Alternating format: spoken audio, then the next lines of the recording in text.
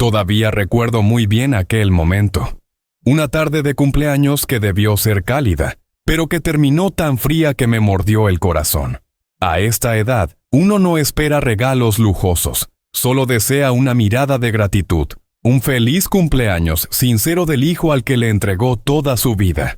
Pero en cambio, recibí una taza barata de 12 euros y una mirada apresurada, como si yo fuera solo una parada más en su agenda cargada. Si alguna vez te has sentido sobrante dentro de tu propia familia, entonces entiendes. En ese instante, una pequeña grieta, pequeña pero profunda, se abrió en mi corazón, sin que yo imaginara que terminaría desatando un terremoto. Esa tarde acomodé el mantel azul marino que Elena, mi esposa, había comprado antes de morir. Puse la olla de rabo de toro sobre la estufa, el platillo que Adrián más amaba cuando era niño. Mientras cocinaba, me repetía: hoy llegará temprano. Se va a acordar. Pero cuando el reloj marcó las 8 de la noche, la casa seguía siendo solo mía y del sonido insistente del segundero, como si se burlara de mí. Finalmente sonó el timbre. Adrián entró con el porte de alguien que viene corriendo contra un deadline, no como un hijo que visita a su padre en su cumpleaños. Isabel caminaba a su lado, dejando en el aire el aroma de un perfume caro que rompía la calidez que yo intentaba conservar. Y Valeria, mi nieta, corrió a abrazarme con fuerza. Gracias a Dios, al menos quedaba alguien que aún me miraba con ojos sinceros. «Papá, solo pasamos un ratito», dijo Adrián sin despegar la vista del teléfono. «Ha sido un día larguísimo». Luego me extendió una bolsita de papel. La abrí, una taza de cerámica barata, con la frase «El mejor padre del mundo», impresa chueca. Isabel soltó una risita. «Él es sencillo, ¿no? Este le queda perfecto».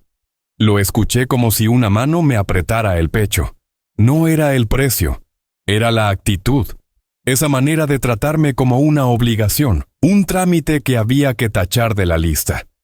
Durante la cena, comieron a la ligera, como si probaran muestras en una feria gastronómica. Adrián casi no tocó el platillo que tanto amó de niño. Isabel revisaba el reloj una y otra vez, quejándose de juntas y pendientes. Cuando conté la historia de cómo Valeria me ayudaba a regar el jardín cuando era pequeña, Adrián solo dijo: «¿Ya lo contaste, papá?» Miré a los dos hijos que alguna vez cuidé con tanto cariño, Adrián y su propia familia, y solo encontré una distancia fría, imposible de cruzar. La sensación de ser tratado como un estorbo, como un objeto viejo sin valor. Y eso apenas fue la primera capa de la humillación que estaba por enfrentar. Esa noche, por más que intenté mantener el ambiente cálido como en los años de antes, todo se volvió tan forzado que casi me faltaba el aire. Coloqué el plato de rabo de toro frente a Adrián, el mismo que de niño se servía 2 veces. Pero esta vez solo levantó el tenedor, tocó la carne apenas y lo dejó a un lado, como quien prueba un platillo desconocido que no le interesa. Isabel miró la comida con una cortesía fingida, intentó sonreír, pero lo que dijo enseguida cortó el ambiente frágil como una navaja. «Carlos, este platillo está como muy tradicional, ¿no? Nuestra generación ya casi no come así». Sonreí apenas para salvar el momento. Los viejos nos acostumbramos a aguantar. Pero sus palabras no solo despreciaban el platillo, despreciaban mi manera de vivir y todos esos años en los que construí cada comida para mi hijo con cariño y sacrificio. Adrián comía mientras deslizaba el dedo en el teléfono. Cada vez que yo intentaba iniciar una conversación, él respondía con frases cortas. «¿Sí? Ajá. Está bien, papá», sin despegar la vista de la pantalla. Cuando conté que a Valeria le encantaba correr en el jardín, él dijo: «¿Ya lo contaste? ¿Se te olvidó o qué?» No levantó la voz, pero bastó para dejarme el corazón en silencio. Y Elena, mi esposa fallecida, parecía estar ahí, sentada en la esquina de la cocina. mirándome con esos ojos preocupados que siempre tuvo en vida. Te sacrificas demasiado. Un día tu hijo ya no te va a ver. Ese día entendí su advertencia como nunca antes. Valeria, un pequeño ángel, volvió a tomarme la mano y susurró: «Abuelo, me encanta el rabo de toro. ¿Mañana lo haces otra vez?». Sus palabras me salvaron de hundirme por completo en aquella cena pesada. Pero la mirada de Isabel lo dijo todo. Molestia pura, como si quisiera jalar a la niña de vuelta a su asiento. Mientras recogía los platos, Isabel se levantó, arregló su vestido y dijo con naturalidad, pero con una crueldad involuntaria: «No se preocupe tanto, señor Carlos. A Adrián le gustan más los platillos de restaurante». Me quedé congelado. El platillo que cociné toda mi vida, degradado como si fuera comida de poca calidad. La cena terminó con frases vacías de compromiso, sin abrazos, sin un feliz cumpleaños, sin un mínimo rastro de calidez familiar. Me quedé allí, viendo cómo la puerta se cerraba detrás de Adrián e Isabel, y sentí que la casa se hacía el doble de grande, pero 10 veces más fría. La humillación no vino de lo que hicieron, sino de la forma en que ya no me consideraban parte importante de su vida. Y yo todavía no sabía que ese sería apenas el comienzo de una humillación aún más amarga. Apenas terminó la cena, Adrián miró el reloj y dijo que quería dejar que Valeria jugara unos minutos en el patio antes de irse. Asentí aferrándome a ese pequeño instante de alegría. Pero esa alegría apenas alcanzó a encenderse cuando se apagó de golpe. Bajo la luz amarilla que caía sobre la calle tranquila, vi un Mercedes-Benz E-Class nuevo en la puerta de mi casa. El auto brillaba tanto que reflejaba hasta el alero viejo de mi entrada. Pensé que era de algún vecino o alguien que se había estacionado por error. Pero Isabel se acercó, pasó la mano por el cofre y luego volteó hacia mí con una sonrisa llena de orgullo. Adrián se lo regaló a su papá. Es para celebrar el nuevo trabajo del abuelo de Valeria. Él sí se lo merece, ¿no, Carlos? Me quedé inmóvil. Un coche de 70,000 euros. Para su suegro. Y para su padre. Una taza de 12 euros. Todo se volvió silencioso de una manera inquietante. Miré a mi hijo, esperando una explicación. Quería creer que era un malentendido, pero Adrián solo se encogió de hombros, como si aquello fuera lo más normal del mundo. «Tomás me ha ayudado muchísimo», dijo con un tono soberbio. «Él sí me entiende. Él sabe impulsarme. Solo quise mostrarle mi gratitud». Entonces Tomás, el padre de Isabel, se acercó. Un hombre elegante con canas perfectamente peinadas. Me dio una palmada fuerte en el hombro como si dictara sentencia. Mi yerno sí que es un hombre agradecido. A esta edad por fin tengo un hijo exitoso de verdad. Aquellas palabras me golpearon el pecho como un martillazo. No por el valor del auto, sino porque lo dijo frente a mí, con mi hijo al lado. Y Adrián no reaccionó en absoluto. Isabel cruzó los brazos, me miró de arriba abajo y añadió: «El papá de Adrián tiene visión. Si todos fueran como usted, Adrián jamás llegaría a donde está». Sentí cada palabra caer al suelo como piedras. En ese instante, supe que me habían apartado del lugar que alguna vez ocupé como padre. Ya no era el hombre que lo crió, que lo sostuvo, que se sacrificó. Ya no era motivo de orgullo. Solo era una sombra. Valeria corrió a abrazarme las piernas. «Abuelo, está precioso el carro. ¿De quién es?». No supe qué decir. Mi voz quebrada apenas no pulsoleó. «No es mío, mi niña». Adrián escuchó, pero solo se acomodó el cuello del saco y dijo: «Papá, cada quien tiene su papel en la familia. Yo solo pongo a cada quien en el lugar que le corresponde». ¿El lugar que me corresponde? ¿Acaso ese lugar era la esquina, el olvido, la falta total de respeto? Entonces dentro de mí resonó la voz de Elena, antes de morir. Si un día tu hijo deja de ver tu valor, no es culpa tuya, es porque él se perdió a sí mismo. En ese momento lo entendí. La primera humillación me dolió, pero esta segunda me quebró. Y aún así, no sabía que esa fractura apenas anunciaba algo más oscuro detrás del brillo perfecto de aquel Mercedes, algo que estaba a punto de cambiar mi vida para siempre. Esa noche mi casa estaba tan silenciosa que podía oír el tic-tac del reloj colgado en la pared. Un cumpleaños que debía ser cálido terminó convertido en 2 capas de humillación superpuestas: la tasa de 12 euros y el Mercedes regalado a otro hombre. Un hombre al que mi propio hijo parecía valorar más que a su padre. Me senté en el sillón donde Elena solía leer, con las manos temblando por el impacto y el corazón pesado como una piedra. Miré la foto familiar colgada en la sala. Elena al centro.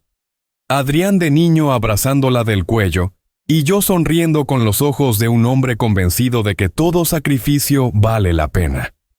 Pero en esa noche helada, esas fotos parecían burlarse de mí. El hombre de la imagen había perdido lo más valioso que creía tener: el amor y la gratitud de su hijo. No pude dormir. La lámpara quedó encendida, iluminando el álbum familiar que Elena organizó con tanto cuidado antes de morir. Abrí sus páginas y los recuerdos llegaron como un viento helado que atravesó la habitación ya de por sí fría. Recordé el día en que Adrián vino corriendo a mostrarme la carta de aceptación de la Facultad de Derecho. Me abrazó fuerte, con lágrimas en los ojos, y me dijo: «Papá, no te voy a fallar. Voy a ser alguien de quien te sientas orgulloso». Ese día vendí 2 de mis bares de tapas, el orgullo de toda una vida, para pagarle los estudios y los gastos, sin contar las noches trabajando hasta las 2 o 3 de la mañana para asegurarle 3.000 euros mensuales. Nunca me quejé. Nunca lamenté ni un centavo. El amor de un padre no se mide en dinero, sino en la esperanza de que su hijo valore lo que se hace por él. Recordé también a Elena, siempre prudente, siempre clara, advirtiéndome que no dejara que el cariño nublara mi juicio. «Lo quieres demasiado. Va a llegar el día en que ya no te vea». Me lo dijo una noche mientras tomábamos té, cuando Adrián recién cumplía 17. Yo reí, diciéndole que exageraba, pero hoy esas palabras resonaban como si Elena estuviera a mi lado. A la mañana siguiente, cuando la luz del amanecer atravesó las cortinas, aún sentía el sabor amargo de lo ocurrido con el Mercedes la noche anterior. Preparé una taza de café, puse la taza de 12 euros sobre la mesa. La miré por un largo momento y solté un suspiro lento. No era solo humillación. Era una inquietud que se metía en cada rincón de mi mente. Un tipo de presentimiento que solo un padre reconoce cuando algo está muy, muy mal. Me senté en mi escritorio, la mesa de roble que Elena limpiaba cada domingo. Abrí la laptop para revisar unas notificaciones del banco. Y en ese instante, un frío recorrió mi espalda hasta llegar a mis manos. En la cuenta conjunta que abrí para Adrián desde el 2018. Esa cuenta que le confié para manejar algunos gastos pequeños de la familia, aparecían movimientos extraños, retiros constantes, 3.000 euros, 4.500 euros, 5.000 cada mes, pero lo que más me estremeció fueron las notas: gastos familiares, reparación urgente, educación. Ojalá hubiera reparaciones en casa. Ojalá hubiera alguien enfermo que necesitara dinero. Ojalá Valeria tuviera gastos escolares importantes. Pero no, nada de eso existía. Me quedé mirando esas líneas con el corazón pesado. Cada inicio de mes había un retiro, todos con motivos. Motivos escritos con un estilo tan familiar. Isabel siempre ayudaba a anotar, según decía Adrián. Comencé a revisar mes por mes, movimiento por movimiento. Y una verdad amarga empezó a revelarse. Si Adrián tuviera problemas financieros, me lo habría dicho, pero no lo hizo. Y anoche, en la cena, ni siquiera mostró agradecimiento. ¿Quién actúa así cuando está necesitado? Recordé las fotos de Instagram de Isabel, Los viajes a Santorini, a Positano, las cenas en restaurantes Michelin, los bolsos Hermès brillando bajo las luces. Yo siempre pensé que era fruto del trabajo de ambos, pero ahora, viendo los retiros constantes desde mi cuenta, empezó a crecer una sospecha terrible. ¿Habían usado mi dinero para financiar esa vida de lujo? Me recargué en la silla, el corazón golpeando fuerte. En esa taza de 12 euros parecía reflejarse mi dignidad aplastada. Mi intuición susurró: Carlos, esto es solo la superficie. Hay algo más profundo, más oscuro, que tu hijo está escondiendo. Llamé al banco y pedí los estados de cuenta de los últimos 4 años, desde el 2020. La empleada preguntó el motivo, pero solo respondí con una voz grave, porque necesito saber hasta qué punto me han traicionado. Esa noche, mientras regaba las plantas que Elena cuidaba, miré el cielo anaranjado de Madrid al atardecer, y supe que lo que venía después cambiaría todo. Jamás imaginé que esos números sueltos en la pantalla me llevarían a descubrir una verdad capaz de derrumbar mi mundo entero. 890.000 euros habían desaparecido de mis manos, de manera sistemática, y eso era apenas el comienzo. 2 días después de mi llamada, llegó a mi casa el paquete del banco, un sobre inusualmente grueso, tan pesado que mi mano tembló un poco al sostenerlo. Lo llevé a mi estudio, cerré la puerta y corrí las cortinas, como si temiera que alguien pudiera ver lo que estaba por descubrir. Mi intuición ya me había advertido que no me gustaría lo que venía dentro, pero jamás imaginé que sería tan cruel. Abrí el sobre, más de 100 páginas de estados de cuenta, ordenadas por año y por mes. Al mirar la primera línea pensé que era un error. En la tercera, en la quinta, en la 10ª. Mi corazón empezó a latir descompasado.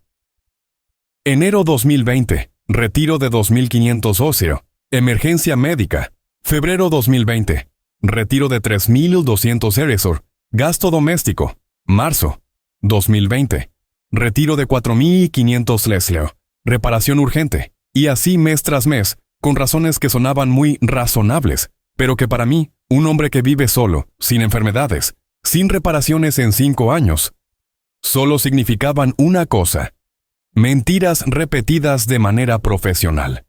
Mientras pasaba las páginas, mis manos se enfriaban más y más. Empecé a dudar. No puede ser. No puedo haber sido tan ingenuo. Pero entonces llegué a un registro que casi me hace soltar todos los papeles. 10 Neitur Telandin 24. Retiro de 72.000 O.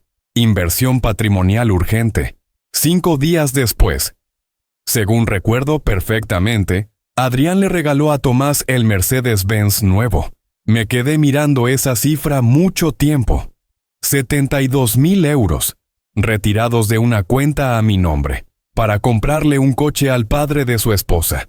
Y yo recibí una tasa de 12 euros. Sentí el pecho apretarse como si una mano invisible me estrujara el corazón. No era el dinero. He vivido lo suficiente para saber que el valor real no está en las cifras. Pero el significado de ese acto, el significado de esa traición, aplastó mi dignidad. Seguí revisando cada movimiento. Cuando Isabel publicó fotos en Santorini, coincidía con un retiro de 12.000 euros. Cuando cenaron en un restaurante Michelin, retiro de 4.000 euros. Cuando Isabel presumió un bolso Hermès, retiro de 8.500 euros. Todo encajaba como una ecuación perfecta. No fue casualidad. No fue descuido. Fue un plan de saqueo sistemático. Hice los cálculos mentalmente, con la frialdad que dan los años de trabajo duro. El total ascendía a 889.700 euros, casi 900.000. Dejé el montón de papeles sobre la mesa. El silencio era tan absoluto que podía escuchar el viento colándose por la rendija de la puerta. No lloré, no grité. Lo que sentí era más frío y más afilado que las lágrimas. La certeza de que mi hijo no solo fue ingrato, sino que me vio como un tonto al que podía explotar. Miré la tasa de 12 euros en la esquina del escritorio. Por primera vez en meses, no la vi con tristeza. La vi con una claridad dolorosa. Adrián había aprovechado cada euro ganado con mi sudor. Pero peor aún, había aprovechado el amor de un padre. Y en ese instante, un pensamiento cortante como una navaja atravesó la oscuridad. No permitiré que esta traición continúe ni un día más. Tomé el teléfono. Era hora de ver a Raúl. Era hora de iniciar una guerra para recuperar no solo mi dinero, sino mi dignidad. A la mañana siguiente llevé todo el montón de estados de cuenta a la oficina de Raúl Morales, el contador que me acompañó casi 10 años durante la expansión de mi cadena de tapas. Raúl era de pocas palabras, pero de mirada filosa. Bastaba ver la expresión en su rostro para saber cuán grave era algo. Cuando dejé los papeles sobre su escritorio, no los abrió de inmediato. Me observó unos segundos, como asegurándose de que yo estuviera lo bastante sereno para escuchar la verdad. «Carlos», dijo despacio, «vamos a revisar punto por punto. Tienes que estar preparado». Encendió su laptop, abrió una hoja de Excel y comenzó a ingresar los datos del estado de cuenta. La pantalla se llenó de líneas, fechas, montos, retiros, conceptos. Pero lo que me heló la sangre no fueron los números, sino lo que Raúl hizo después, compararlos con las fotos y publicaciones de Adrián e Isabel en redes sociales. Giró la pantalla hacia mí. 15 de marzo de 2023. Retiro de 8.500 euros. Hizo clic en otra ventana. Una foto de Isabel posando con una bolsa Hermès, publicada el 18/3. El precio de este modelo ronda los 8.200. La transacción coincide casi a la perfección. Tragué saliva. Raúl siguió. 12 de julio de 2022. Retiro de 15.500 euros. Cambiamos a un comprobante que el detective había enviado. Un resort de lujo en Mykonos, con una suite que costaba exactamente 14.500 euros. Esto no es casualidad, Carlos. Es un patrón deliberado. Mis manos se cerraron con fuerza sobre la mesa. Raúl continuó. Con la paciencia de un cirujano que abre capa por capa hasta revelar la enfermedad escondida. Cada diciembre hay un pico de retiros. Coincide con los regalos navideños de la familia de Isabel. Finales de agosto. Retiros en plena temporada de viajes europeos. Octubre de 2024. Retiro de 72.000 euros. Coincide perfectamente con la compra del Mercedes para Tomás. Miraba los gráficos que Raúl generó. La curva ascendente del gasto. Las notas repetidas con intención. La consistencia de cada movimiento. Ya no me sentía enojado. Me sentía desmoronado. Todo lo que creí sobre Adrián, mi hijo en quien confié, a quien amé, por quien sacrifiqué mi tranquilidad de la vejez, se estaba erosionando frente a mis ojos. Raúl apoyó una mano sobre el escritorio y suspiró. Carlos, esto no es un accidente. Es una forma de abuso financiero familiar. Adrián ha tratado tu cuenta como una fuente de ingresos fija para mantener su vida de lujo. E Isabel claramente estaba al tanto. El silencio en la habitación se volvió espeso, sofocante. Hasta el sonido de Raúl pasando una página sonó como un trueno en mi cabeza. Tienes que hacer algo, añadió con voz grave. Si no detienes esto ahora, en 2 años no te quedará nada. Miré el gráfico rojo que mostraba Raúl. No era solo un cálculo, era la evidencia de 4 años de traición. Sentí la garganta cerrarse, pero en vez de desesperación, algo nuevo comenzó a formarse dentro de mí. Algo más fuerte que el dolor. Una resolución fría, una fuerza que creí haber perdido con la edad. Y una frase que me dije a mí mismo. Basta, desde este momento, voy a recuperar mi vida. En ese instante, Raúl puso ante mí una tarjeta de presentación. La de alguien que cambiaría el rumbo de todo. La abogada Clara Ruiz Herrera. La oficina de Clara Ruiz Herrera estaba en el piso 12 de un edificio de cristal en el centro de Madrid, donde se ubican los bufetes más prestigiosos de la ciudad. Llegué casi 10 minutos antes de la cita, pero las manos me sudaban mientras sostenía la carpeta con todas las pruebas de la traición de mi hijo. Desde la ventana del pasillo, observé los autos grises circulando bajo la luz dorada de la mañana. Sus vidas parecían tan ligeras, y yo sentía que estaba a punto de entrar en la batalla más grande de mi vida. Clara salió por mí puntual. Una mujer de unos 40 y tantos, postura firme, mirada serena, pero tan afilada como un bisturí. No fría, pero tampoco suave. El tipo de presencia que hace que uno enderece la espalda sin pensarlo.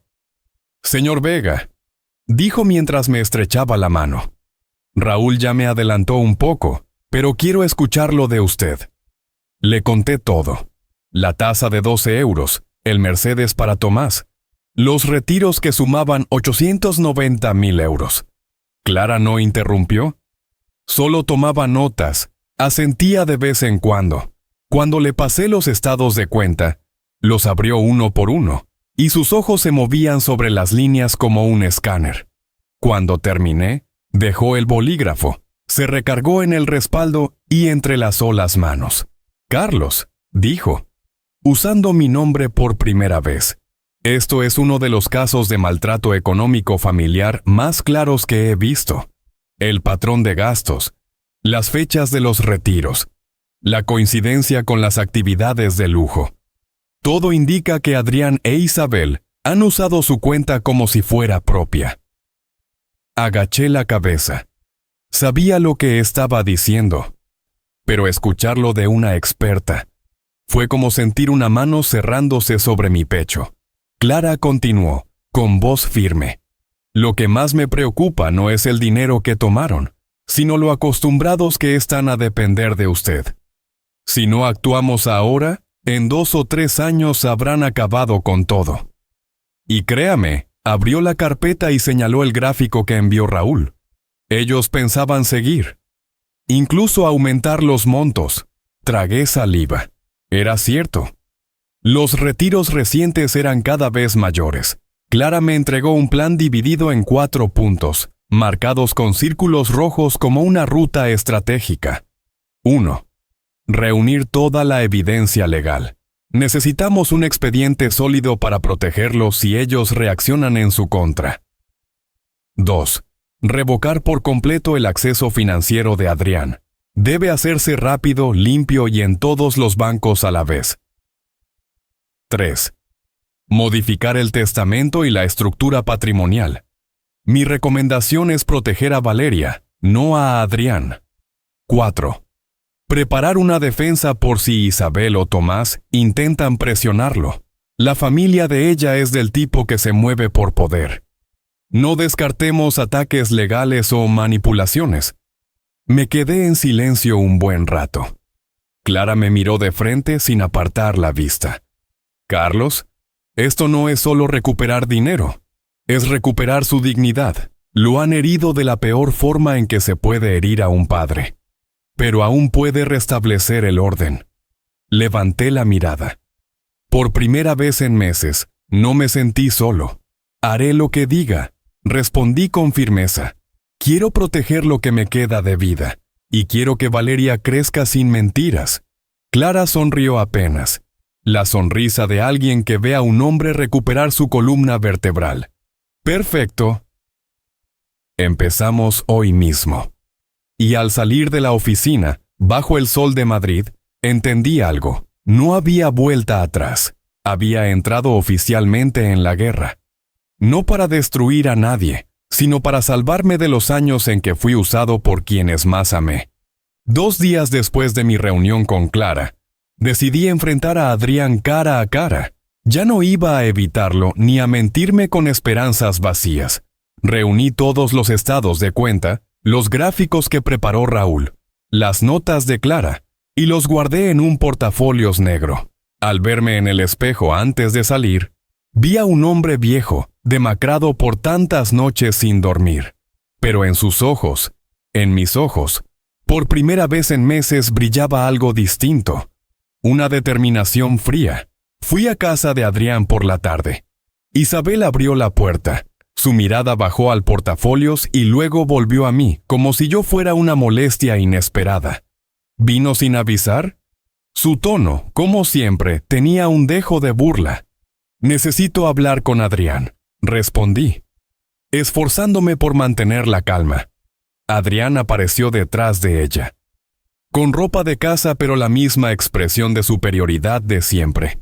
¿Papá? ¿Qué pasa? Estoy ocupado.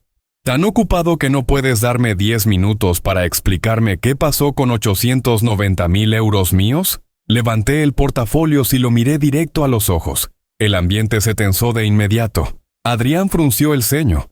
Isabel cruzó los brazos. ¿800? ¿De qué está hablando, papá? Gruñó Adrián. Puse los documentos sobre la mesa frente a ellos. Quiero que mires cada cifra y me digas la verdad. ¿Qué hiciste con mi dinero? Adrián hojeó unas páginas y soltó una carcajada vacía, sin un gramo de arrepentimiento. ¿En serio, papá? Tú no entiendes nada de finanzas modernas. Eso es inversión. Es manejo del flujo familiar. Estás exagerando. Isabel intervino enseguida. Carlos debería agradecerles.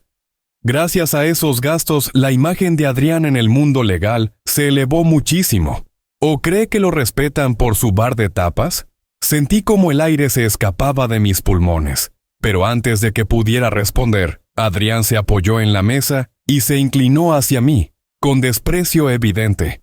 Papá siempre cree que se sacrificó por mí, pero solo hizo lo que cualquier padre hace. En cambio, Tomás, él sí me ha ayudado a avanzar. Ese sí es un hombre al que yo respeto. Sus palabras cayeron como piedras. Pensé que había oído mal. ¿Con qué respetas más a tu suegro que a tu propio padre? Pregunté con voz temblorosa pero mirándole directo. Pues claro, contestó Isabel sin dudar. Él es exitoso, práctico, sabe de inversiones. Usted vive en el pasado, no entiende el valor del dinero. Los miré, al hijo que crié con sudor y lágrimas, y a la mujer que eligió como esposa. Y comprendí que ya no era ingratitud, era la negación total de mi valor como padre. Abrí una página del estado de cuenta y señalé el retiro de 72,000 euros. Esto, Adrián, este es el dinero para el Mercedes de Tomás. ¿De qué cuenta salió? Adrián se encogió de hombros como si fuera irrelevante. Tenía que darle un regalo digno. ¿Cuál es el problema? ¿No quiere que sea exitoso? Isabel rió con desprecio. Carlos debería mantenerse al margen de nuestras finanzas. Su época ya pasó. En ese momento algo dentro de mí, algo que había protegido durante 64 años, se quebró. No fue mi orgullo, no fue mi paciencia. Fue la última chispa de fe en que mi hijo aún me respetaba. Me levanté, recogí los documentos y miré a Adrián durante un largo segundo. Está bien, dije con una tranquilidad que me sorprendió. Ya entendí. Desde hoy, pondré a cada quien en el lugar que le corresponde. Isabel frunció el ceño. ¿Qué quiere decir? Me di la vuelta. Lo entenderán muy pronto. Y al salir de esa casa, supe una cosa con absoluta claridad. La tercera capa de humillación no me destruyó, me despertó. Y mi guerra por recuperar mi dignidad acababa de empezar. Justo después del amargo enfrentamiento con Adrián e Isabel, regresé a casa con una mezcla de pérdida y claridad. Ya no quedaba ninguna ilusión a la cual aferrarme. Sus burlas, sus miradas de desprecio y la manera en que Adrián menospreció al hombre que le dio la vida. Todo eso cerró para siempre la última puerta de mi indulgencia ciega. Esa noche llamé a Clara. Mi voz estaba tan serena que ella se quedó en silencio unos segundos antes de responder. ¿Ya tomó la decisión? Sí, dije. Hagamos todo como planeamos, paso por paso. A la mañana siguiente fui a su oficina para iniciar la campaña legal. Clara y su equipo habían preparado un plan más detallado de lo que imaginé. Un verdadero mapa de guerra, con cada movimiento marcado con precisión, cada tiempo calculado al milímetro. Clara explicó. Tenemos 3 pilares. Evidencia, control financiero y defensa legal. Quiero asegurarme de que no solo ganemos, sino que ganemos limpio sin un solo hueco. El primer pilar era la evidencia. El detective Antonio, contratado por Clara, ya había reunido información valiosa. Fotos de Isabel comprando en boutiques el mismo día de los retiros, facturas de resorts, incluso videos de Adrián entrando y saliendo de la agencia Mercedes Castellana.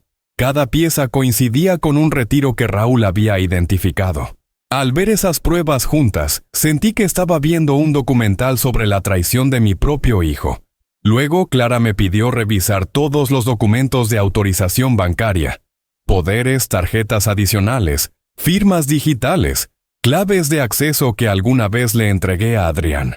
Le dio demasiado, dijo sin reproche, pero con total franqueza. Se lo di porque confiaba, respondí, y ahora lo recupera porque lo traicionaron, replicó con la mirada firme. Pasamos casi 2 horas revisando cada documento para determinar con exactitud a qué parte de mi patrimonio podía acceder Adrián. Clara marcó cada punto en rojo. Al ver tantas marcas acumulándose, comprendí que durante 4 años mi vida financiera había estado en manos de alguien que no la valoraba. Finalmente, llegó la parte de la defensa legal. Clara advirtió que Isabel podría intentar presionarme, usando la influencia de su familia.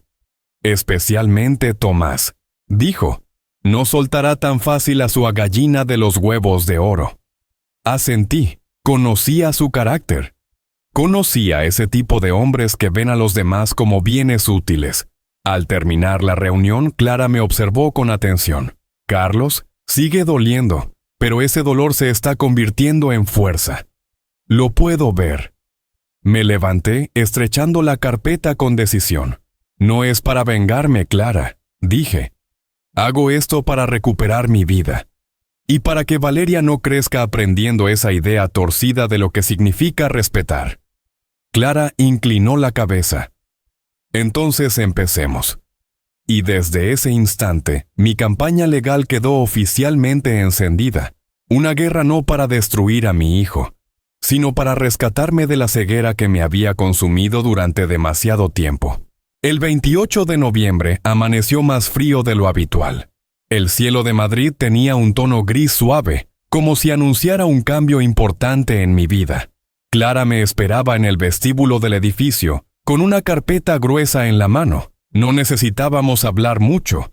Ambos sabíamos que esa mañana marcaría la frontera entre el pasado en que fui aprovechado y el futuro que estaba por recuperar. El primer banco fue CaixaBank, en la calle Serrano. El director de la sucursal, quien me conocía desde hacía años, salió a saludarme con un apretón de manos cordial, aunque su mirada reflejaba la seriedad del asunto. Nos condujo a una sala privada donde toda la documentación estaba preparada, cada página ordenada como si fuese un veredicto esperando ser pronunciado. Clara abrió el expediente y lo empujó hacia mí. Carlos, este es el documento que revoca todo acceso de Adrián. En cuanto firme, quedará sin efecto inmediatamente. Miré el nombre de mi hijo junto al apartado autorizado y luego el mío. Años atrás, ver nuestras firmas juntas me llenaba de orgullo, como un símbolo de confianza, pero ahora ese mismo trazo me oprimía el pecho. Tomé la pluma, la mano apenas temblorosa, y firmé un trazo azul, corto, decisivo, y con él 4 años de abuso quedaban oficialmente terminados. El director del banco confirmó: a partir de este momento, su hijo no tiene acceso a ninguna cuenta. Toda operación desde sus dispositivos será bloqueada. Clara asintió levemente. La primera fase estaba cumplida. Luego fuimos a Sabadell y a Banco Popular. Clara había coordinado todo de antemano, así que los trámites fueron rápidos pero cargados de peso simbólico. 3 verificaciones de identidad, 3 firmas finales, 3 notificaciones del sistema, autorización revocada permanentemente. Cada firma era como quitarme un grillete invisible. Un grillete que yo mismo, por confianza ciega, había permitido que mi hijo me colocara. A las 10:15, Clara recibió una llamada de su asistente. Todo listo. Todas las cuentas están ahora bajo control exclusivo del señor Vega. Justo entonces mi teléfono vibró. Mensaje automático del banco. Intento de acceso fallido desde dispositivo no autorizado. Luego otro, y otro más. Clara me miró. Adrián está intentando entrar. No respondí, solo miré la pantalla iluminándose una y otra vez, como si me mostrara la verdad final. Adrián no me llamó, no preguntó, no mostró preocupación. Su primer impulso fue ir directo al dinero. Al salir del último banco, me detuve frente a la puerta de vidrio. Vi mi reflejo, más viejo, más cansado. Pero, por primera vez en meses, con el semblante de un hombre que había recuperado el control de su vida. Clara preguntó, «¿Está bien?» Respiré hondo y asentí. «Hoy», dije. No solo le quité el acceso, le quité el capítulo de mi vida en el que permití que me faltaran al respeto. Y caminamos, dejando atrás el frío sonido de la puerta del banco. Un sonido que marcaba la libertad que creí perdida para siempre. Aquella tarde, después de terminar los trámites en los bancos, Clara me miró y preguntó sin rodeos, «Carlos, ¿estás listo para el siguiente paso?» Sabía perfectamente a qué se refería, porque entre todas las heridas que Adrián me había causado, había una que dolía más que los euros robados. Él nunca pensó en el futuro de su propia hija, Valeria, la única en esta familia que todavía me abrazaba con un corazón puro. Por eso asenté. Vamos. Fuimos a la notaría en la calle Alcalá, donde el aire siempre olía a papel antiguo y tinta, el aroma de decisiones que cambian destinos, a veces dolorosas, a veces liberadoras.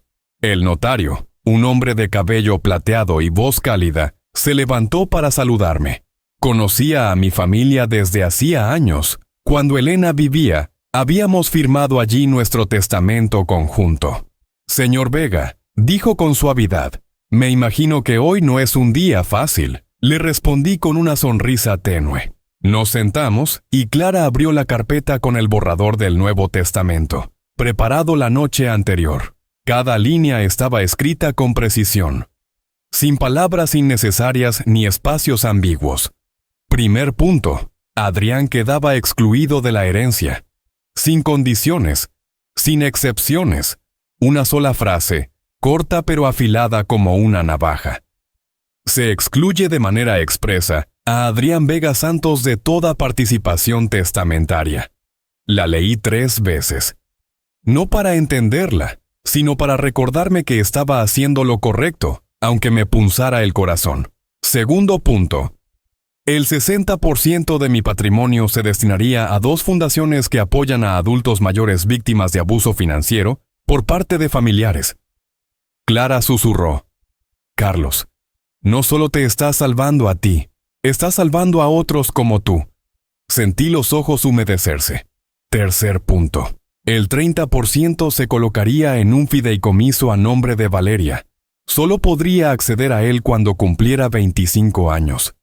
Y nadie, ni Adrián ni Isabel, tendría la más mínima autoridad sobre ese dinero. «Una decisión hermosa», comentó el notario. «Algún día ella se lo agradecerá».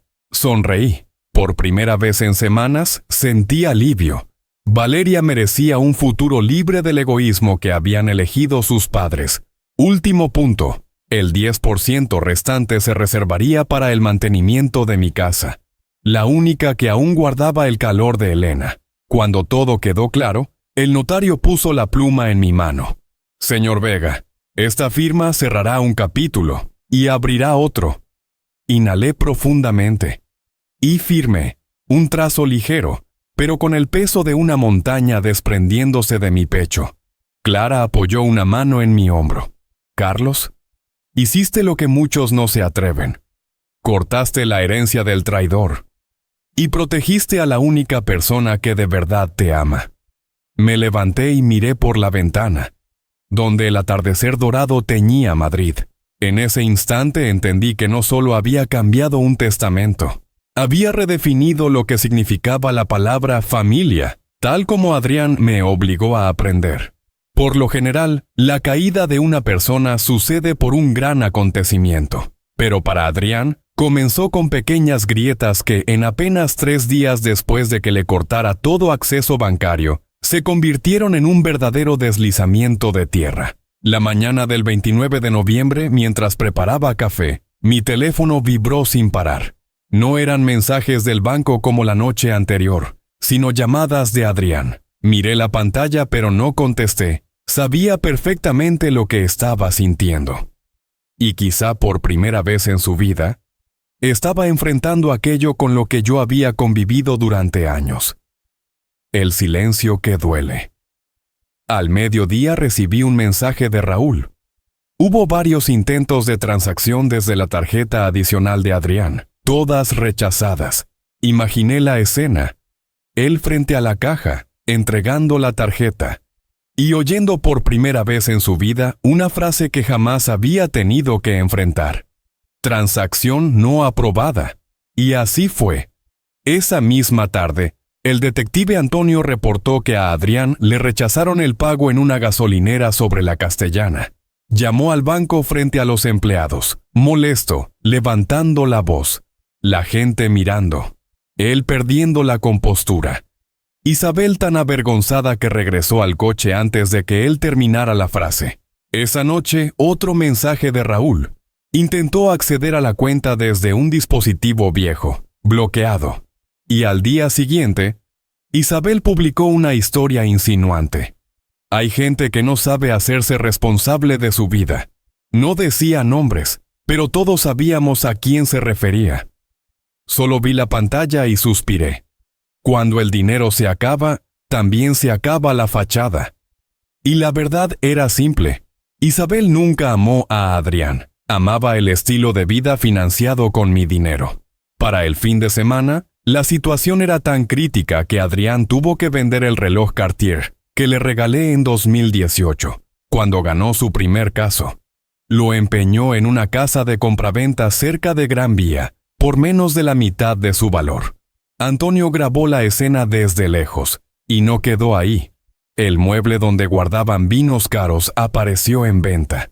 El sofá italiano de Isabel se publicó en una app de segunda mano. Incluso 2 bolsos de lujo que ella presumía desaparecieron en una sola mañana. No lo hacían por minimalismo, lo hacían porque ya no tenían dinero para vivir. Clara había dicho la verdad. La realidad se revela más rápido cuando se corta el flujo de dinero. Tomás, a quien Adrián consideraba la figura paterna ideal, también se dio la vuelta. Fue directo a la agencia Mercedes a devolver el carro porque no podía seguir pagando los costos asociados. Adrián tuvo que acompañarlo, firmar la entrega. Antonio grabó ese momento. Adrián cabizbajo, sin rastro de la arrogancia que siempre lo había caracterizado. Vi ese video en silencio. No sentí alegría. No sentí venganza. Solo una sensación difícil de describir. Esto es consecuencia. No castigo. Por primera vez, Adrián tuvo que enfrentarse a una vida sin un bolsillo invisible que resolviera todo. Y su caída apenas comenzaba. Si perder el dinero hizo tambalear a Adrián, el derrumbe de su matrimonio lo arrojó directo al fondo, sin posibilidad de detenerse. Y todo comenzó pocos días después del incidente con la tarjeta bancaria. Isabel, acostumbrada a anillos Cartier, vinos Rioja Gran Reserva y viajes de lujo 5 estrellas, no soportó vivir apretándose el cinturón, ni siquiera 72 horas. Casi perdió la cabeza cuando descubrió que la cuenta conjunta del matrimonio tenía apenas unos cientos de euros. En medio de una noche cargada del olor persistente de su perfume y gritos desordenados, Isabel arrojó una factura sobre la mesa. Adrián, ¿cómo se supone que vamos a vivir así? ¿Por qué tengo que pasar por esto solo porque no puedes controlar a un viejo terco? Adrián trató de explicarse, de inventar un par de mentiras diciendo que todo se arreglará. Pero Isabel lo cortó como quien rompe una cuerda demasiado tensa. ¿De verdad crees que me casé contigo por ser un abogado mediocre? Me casé contigo porque eras el hijo de Carlos Vega. Sin él, tú no eres nada. Ese fue el primer golpe. El segundo llegó al día siguiente, cuando Isabel hizo las maletas, tomó a Valeria y se fue de la casa. Necesitamos separarnos por un tiempo, dijo con frialdad. No voy a permitir que mi hija viva en esta inestabilidad. Adrián intentó detener a Valeria, pero Isabel la jaló hacia ella y dijo lo bastante fuerte para que la niña lo escuchara. No puedes quedarte con alguien que no sabe cuidar su propio futuro. 3 días después, Adrián recibió la notificación oficial del juzgado.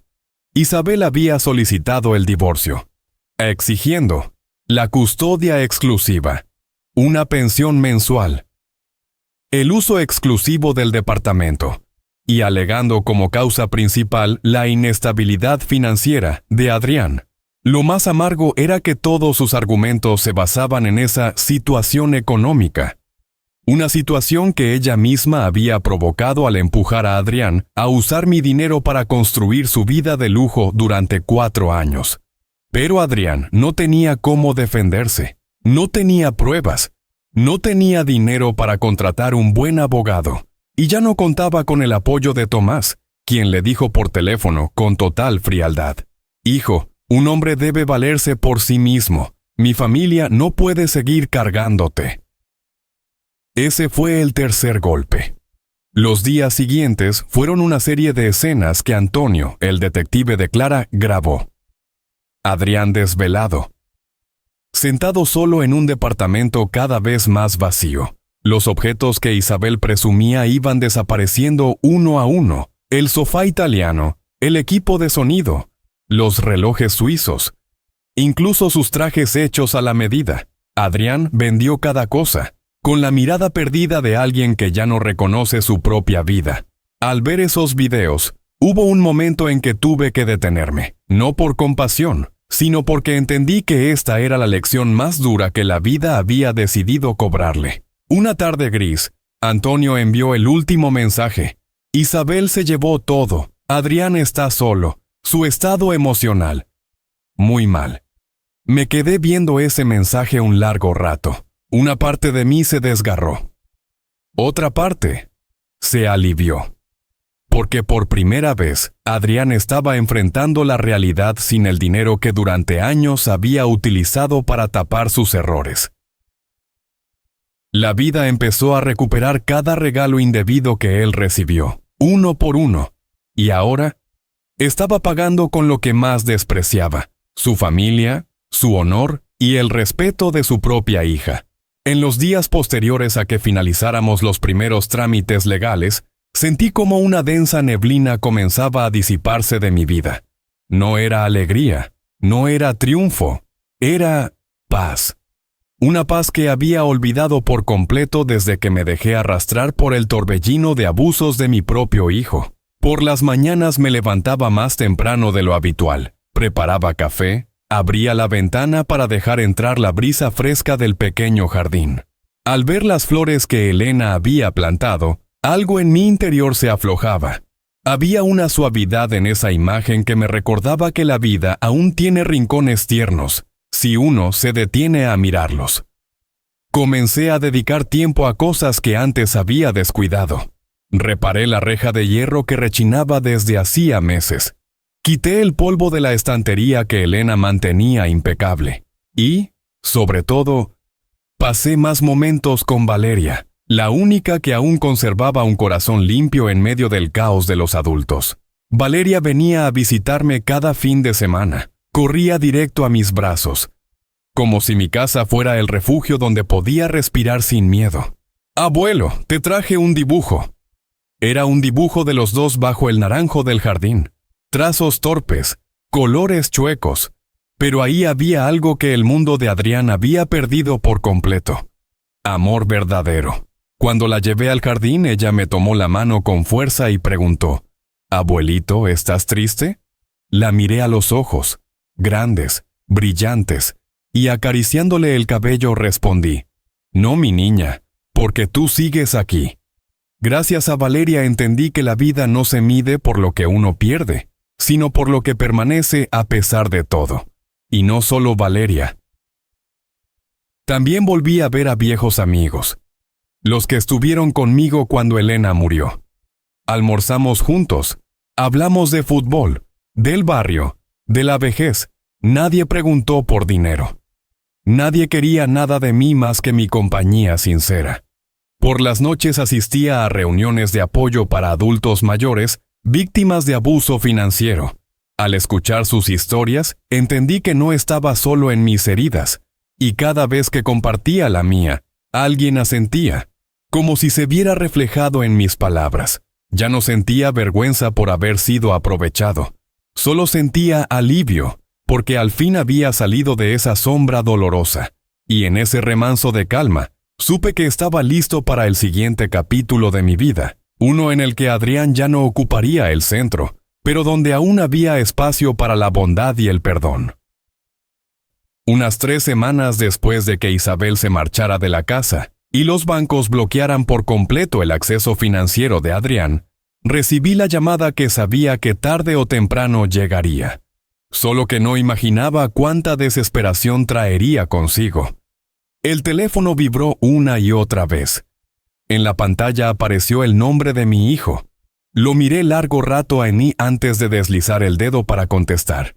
La voz de Adrián salió ronca, temblorosa, como la de alguien que acaba de tragarse un miedo enorme. «Papá, por favor, escúchame». No respondí. Guardé silencio para que él mismo se enfrentara a lo que había causado. «Papá, ya no tengo nada», continuó, con la voz quebrándose. «Isabel me dejó. No tengo dinero para pagar la renta. Yo no sé qué hacer». Escuché su respiración agitada al otro lado de la línea. Aquel hombre que alguna vez fue orgulloso, que se atrevió a reírse de su propio padre, ahora sonaba como un niño perdido. «He hecho mal las cosas», siguió Adrián, con palabras entrecortadas. Yo abusé de ti. Lo sé, pero en ese momento estaba ciego. Pensé que lo merecía. Pensé que esa vida era mía». Cerré los ojos, no para evitar escucharlo, sino para evitar que mi corazón se ablandara demasiado pronto. «Perdí a Valeria, papá», sollozó. «El juez solo me deja verla cada 2 semanas. Ella llora cuando se va. Me pregunta por qué ya no vivimos juntos, y no puedo responderle». Fue entonces cuando su voz se rompió por completo. «Papá, perdóname. De verdad, perdóname». Me convertí en alguien que yo mismo desprecio. «Papá, por favor, no me abandones». Respiré hondo. «¿Adrián?», dije con tono firme y pausado. «Yo no te abandoné». Después de aquella llamada llena de lágrimas, Adrián entendió que todas las disculpas del mundo no valen nada si no vienen acompañadas de acciones. Le puse 5 condiciones: encontrar un trabajo estable, no pedirme dinero, asistir a terapia, ser responsable con Valeria y mantener una honestidad absoluta. Y por primera vez en su vida, no discutió. Adrián consiguió un pequeño empleo en un despacho jurídico de nivel medio en Alcalá de Henares. El sueldo era bajo y el trabajo sencillo: redactar contratos básicos y apoyar en casos menores. Pero lo aceptó. Tomaba el tren todas las mañanas, cargando un maletín barato, sin relojes de lujo ni trajes a la medida. Antonio grabó la escena. Adrián esperando el tren, encorvado, como alguien que aún no se acostumbra a su nueva realidad. También comenzó la terapia. El psicólogo anotó: está reaprendiendo el concepto de responsabilidad. Por primera vez enfrenta sus errores en lugar de evadirlos. Al leer eso, comprendí que el proceso no era solo corregir conductas, sino desmontar capa por capa la arrogancia que, sin querer, yo mismo ayudé a construir. Pero entre tantas cosas que me pesaban, hubo momentos que encendieron un hilo de esperanza. Una tarde, Adrián llegó a mi casa con expresión avergonzada. Le compré un cuento a Valeria. Con mi propio sueldo. Dijo en voz baja. Un regalo pequeño, pero más significativo que cualquier lujo que alguna vez compró con mi dinero. Valeria lo abrazó y sonrió. Y por primera vez, Vi a Adrián agacharse a su altura, escuchándola sin mirar el teléfono, sin impaciencia. Observé esa escena y pensé, quizá este sí es el Adrián que un día soñé que sería. También empezó a enviarme mensajes cortos, ya no para suplicar ni exigir. Papá, ¿estás bien? ¿Necesitas ayuda el fin de semana? No respondí a todos, pero cada mensaje reducía un poco la distancia entre nosotros. El camino de redención de Adrián aún es muy largo. Todavía no ha recuperado mi confianza, pero al menos ha salido de la sombra de su soberbia y empezó a dar los primeros pasos, pequeños, lentos, pero sinceros. Y a veces, uno solo crece de verdad cuando aprende a levantarse con las mismas piernas que un día lo hicieron caer. Una mañana de invierno, cuando la luz tenue entraba por la ventana de la cocina, abrí el mueble de los platos y vi la taza de 12 euros en el rincón más bajo. El mismo blanco opaco. La frase «el mejor padre del mundo», impresa chueca. Y esa sensación pesada que me provocó desde la primera vez que la tuve en las manos. Pero ese día, sin saber por qué, la saqué. Serví café y me senté en la mesa de madera vieja, el lugar donde Elena se sentaba cada mañana. El vapor subió despacio, y en ese instante entendí algo. Aquella taza ya no era la misma. Antes era el símbolo de una humillación, de un cariño despreciado, de años en los que me engañé creyendo que Adrián aún me valoraba. Pero ahora, al mirar todo lo vivido, la taza se convirtió en un recordatorio de algo más importante. El valor de una persona no está en cómo lo tratan los demás, sino en cómo se levanta después de ser herido. Pensé en el camino recorrido, en las noches en que creí no poder seguir, en la traición, la rabia, el dolor, y en la calma que poco a poco volvió. Pensé en Valeria, la niña que me recordó que aún existía la bondad. Y pensé en Adrián, no en el hombre arrogante que fue, sino en el que está intentando reconstruirse paso a paso. No me hago ilusiones. Nada volverá a ser como antes. Nadie borra 4 años de traición con unos meses de arrepentimiento. Pero comprendí que perdonar no significa olvidar, sino dejar que el dolor deje de dictar la dirección de la vida. Esa tarde, Adrián vino a verme. Se quedó en la puerta, con las manos en los bolsillos, la mirada baja. «Papá, sé que aún no lo merezco, pero quiero seguir intentándolo, si tú me lo permites». Lo miré largo rato. Ya no vi al muchacho insolente, tampoco al hombre soberbio moldeado por Isabel. Solo vi a alguien aprendiendo, con torpeza y sinceridad, a ser mejor. «No prometo nada», dije, «pero sigue caminando. Yo voy a verlo». Adrián asintió, con los ojos húmedos, y por primera vez en mucho tiempo, sentí que el peso que cargaba empezaba a desaparecer. Esa noche, al lavar la taza de 12 euros, sonreí sin darme cuenta. No era un mal regalo. Solo había llegado en el momento equivocado. Ahora, en cambio, era el recordatorio de que había recuperado lo que todo padre merece: dignidad, paz y la esperanza de un mañana más limpio.